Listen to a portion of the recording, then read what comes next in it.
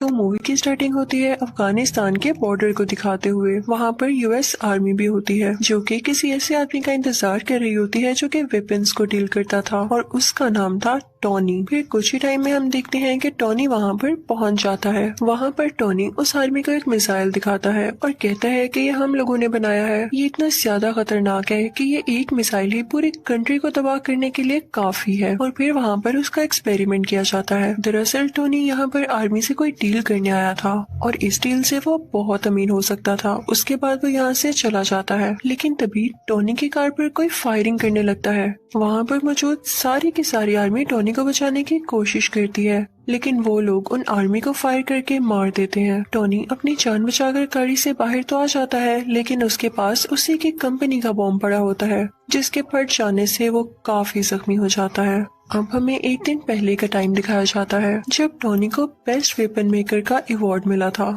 दरअसल जो कंपनी ये चला रहा था ये इसके फादर ने अपने दोस्त के साथ मिलकर बनाई थी, लेकिन जिस जगह अवार्ड दिया जा रहा था टोनी वहाँ पर मौजूद नहीं था, तो उसका अवार्ड कोई और रिसीव कर लेता है।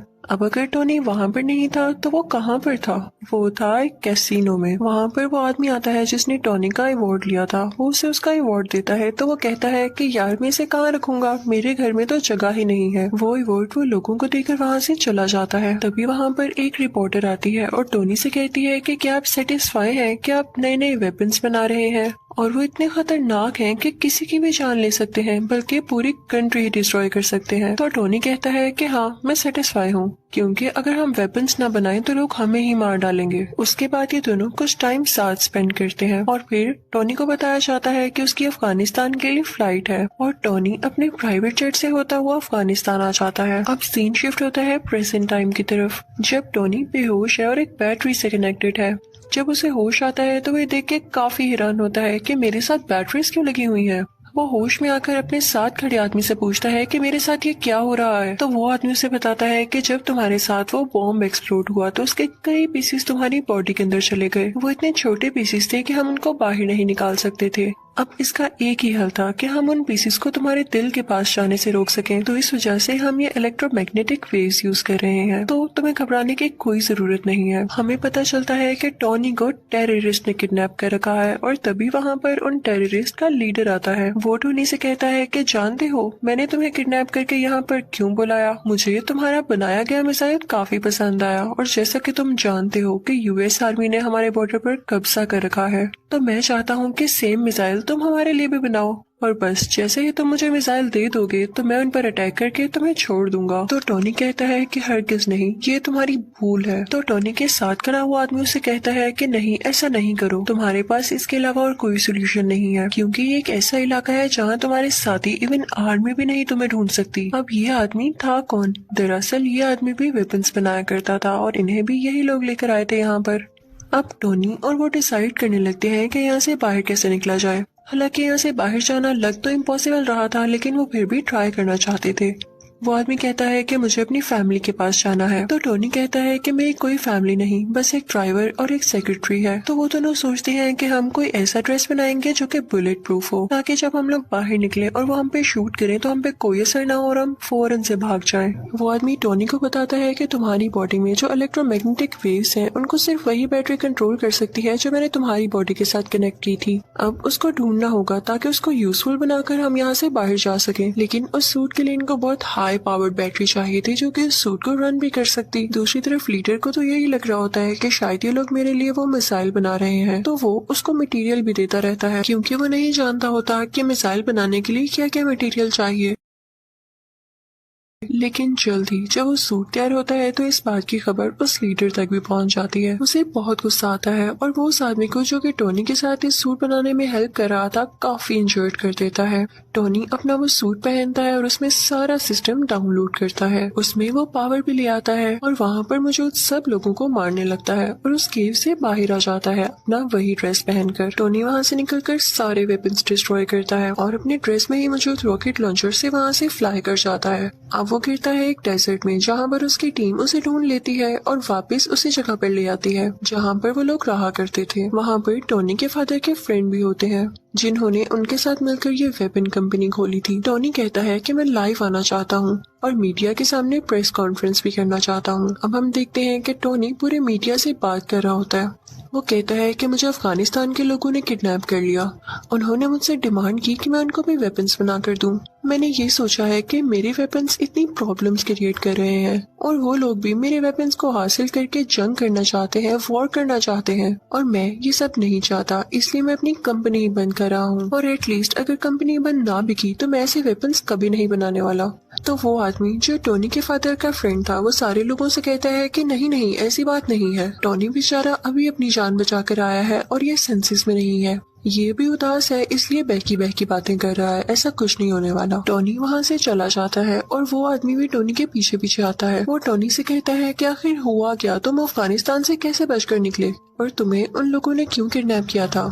तो टोनी उसे सारी बात बता देता है और ये भी बताता है कि मैंने एक आयरन सूट बनाया था जिसकी हेल्प से मैं बाहर निकला, क्या तुम भी देखना चाहोगे। तो वो आदमी कहता है कि हाँ हाँ क्यों नहीं। तो टोनी अपनी शर्ट खोलता है और अपनी चेस्ट पर वो दिखाता है, यानी उस आयरन सूट का कुछ हिस्सा। वो आदमी ये चीज देख के कहता है कि ये तो लाजवाब है, हमें इस पर और काम करना चाहिए और पूरी दुनिया के सामने लाना चाहिए, हम इससे काफी अमीर हो सकते हैं और इससे हमें काफी प्रोग्रेस मिल सकती है। लेकिन टोनी नहीं मानता और फिर जाता है अपनी सेक्रेटरी के पास। वो उससे कहता है कि मेरी चेस्ट में जो टूल लगा हुआ है मैंने इससे ज्यादा एडवांस टूल बना लिया है, उसे प्लीज उसके साथ चेंज कर दो।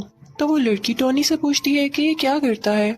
तो टोनी उसे बताता है कि मेरी बॉडी में कुछ मेटल पीसीज हैं, ये उनको मेरे दिल तक जाने से रोकता है और मेरी बॉडी में और ज्यादा पावर और एनर्जी बनाता है। दूसरी तरफ डेजर्ट में उन अफगानिस्तान के टेररिस्ट को उस सूट के कुछ पार्ट्स मिल जाते हैं जिसे वो लोग जोड़कर पता लगा लेते हैं कि असल में चीज क्या है। और उधर टोनी भी एक नए ड्रेस बनाने की कोशिश में होता है। उसने उस ड्रेस में और ज्यादा अच्छे रॉकेट लॉन्चर्स लगा रखे थे जो उसे उड़ने में मदद देने वाले थे। अब वो अपनी ड्रेस में लगे सिस्टम को ऑर्डर देता है कि मुझे और ऊपर उड़ाओ, लेकिन जब वो काफी ज्यादा ऊपर पहुंच जाता है तो उसके ड्रेस में बर्फ जमने लगती है सर्दी की वजह से और उसके सिस्टम में एरर आ जाता है और वो नीचे आकर गिरता है। जैसे ही वो नीचे आ रहा होता है तो अपने सिस्टम को दोबारा से ऑर्डर देता है क्योंकि अब उस पर से बर्फ मेल्ट हो रही थी और वो दोबारा से उड़ जाता है। फिर घर आकर वो उस ड्रेस में कुछ चेंजेस करता है ताकि ज्यादा ऊंचाई पर जाने में वो ड्रेस ना जमे, और टेबल पर उसकी सेक्रेटरी ने उस पुराने टूल पर कुछ लिख के उसके लिए रखा होता है जिसे देख के वो काफी खुश होता है। फिर शाम को हम देखते हैं कि टोनी एक पार्टी में जाता है जहाँ पर उसकी सेक्रेटरी भी होती है। वो दोनों साथ टाइम स्पेंड करते हैं, डांस करते हैं और काफी एंजॉय करते हैं कि तभी वहीं पर वो रिपोर्टर आ जाती है जिसने उससे कुछ क्वेश्चंस किए थे। वो कहती है कि जो मिसाइल तुमने अफगानिस्तान में दिखाया उस जैसे कई मिसाइल अब अफगानिस्तान खुद बना रहा है और मुझे नहीं लगता कि ये तुम्हारी परमिशन से हो रहा है या तुमने ऐसा कुछ करने को कहा है। टोनी एकदम बहुत गुस्से में आ जाता है और उसे लगता है कि हो ना हो ये काम उसी आदमी का है जो कि उसके फादर का दोस्त था, यानी उस कंपनी का शेयर पार्टनर। टोनी सीधा उस आदमी के पास जाता है और उससे पूछता है क्या वाकई में तुमने वो मिसाइल वहाँ पर भेजा है। तो वो कहता है कि हाँ मुझे ऐसा करना पड़ा। तो टोनी कहता है क्या तुम्हें पता भी है वहाँ पर जो टेररिस्ट हैं वो लोगों को कितना मार रहे हैं और तुमने उन्हीं टेररिस्ट की मदद कर दी, हमारी कंपनी ऐसे काम नहीं करती। लेकिन वो उसकी एक नहीं सुनता। फिर टोनी घर आ जाता है और खुद ही कुछ करने का ट्राई करता है। टोनी अपने ड्रेस को बहुत एडवांस बना लेता है, उसमें उसने हर तरह की टेक्नोलॉजी यूज कर दी थी जो कि फायर भी कर सकती थी और छोटे छोटे रॉकेट्स भी शूट कर सकती थी। टोनी फौरन से वो ड्रेस पहनकर अफगानिस्तान जाता है। वहाँ पर जाकर वो सब आदमियों से लड़ता है, इवन उन टेररिस्ट के लीडर से भी, और फिर अपने ड्रेस से एक छोटा सा रॉकेट वहाँ पर छोड़ता है जिससे वो जगह डिस्ट्रॉय हो जाती है। वहाँ की एयरफोर्स को भी पता चल जाता है कि यहाँ पर कोई एक्सप्लोजन हुआ है, लेकिन वो आयरन मैन को ढूंढ ही नहीं पाते। फिर टोनी अपने उस दोस्त को कॉल करता है जो कि इसे अवार्ड देने कैसीनो आया था। वो अपने दोस्त से कहता है कि मैं ही हूँ जिसने ये सारा ब्लास्ट किया है, तो प्लीज तुम इस मैटर का ख्याल रख लेना। फिर जब उससे पूछा जाता है कि ये अटैक्स किसने किए तो वो कहता है कि हो सकता है कई दुश्मनों ने मिलकर ये अटैक किया हो, यानी वो ये बात टोनी पर नहीं आने देता। अब जब टोनी के फादर का दोस्त ये बात सुनता है तो उसे बड़ी हैरानी होती है कि ऐसे कोई अटैक करके गायब हो सकता है। वो फौरन से अफगानिस्तान जाता है और वहाँ के टेररिस्ट से बात करता है। तो वो टेररिस्ट कहते हैं कि हम जान चुके हैं कि काम किसका है, लेकिन हम तब तक खामोश हैं जब तक हम पूरी बात का न पता लगा लें। ये आयरन मैन ही है, क्योंकि हमें डेजर्ट से उसके ड्रेस के कुछ पार्ट्स मिले हैं। वो टेररिस्ट उस आदमी से कहते हैं कि अगर तुम हम लोगों को पैसे दे दो तो मैं सूट का डिजाइन तुम्हें बता सकता हूँ। लेकिन टॉनी के फादर का दोस्त ऐसा नहीं करता, बल्कि उन लोगों को डरा धमका कर वो ड्रेस अपने साथ ले आता है। टॉनी को पता चल जाता है कि उसका पुराना ड्रेस किसी ने चुरा लिया है। वो फौरन से अपनी सेक्रेटरी के पास जाता है और उसे कहता है कि कैसे भी करके मुझे उसको रोकना होगा कि कहीं ये सारी इन्फॉर्मेशन लीक ना हो जाए और वो मेरा नाम, मेरी आइडेंटिटी यूज करके हर जगह तबाही फैलाए। अब टॉनी की सेक्रेटरी उस आदमी के ऑफिस जाती है, यानी वही आदमी जो टॉनी के फादर का दोस्त है। वो सारी इन्फॉर्मेशन उसके कंप्यूटर से कॉपी करने लगती है और साथ ही साथ उसे ये भी पता चलता है कि यही वो आदमी था जिसने टॉनी को किडनैप करवाया था उन टेररिस्ट से, क्योंकि ये नहीं चाहता था कि टॉनी का इस कंपनी में जरा सा भी शेयर हो।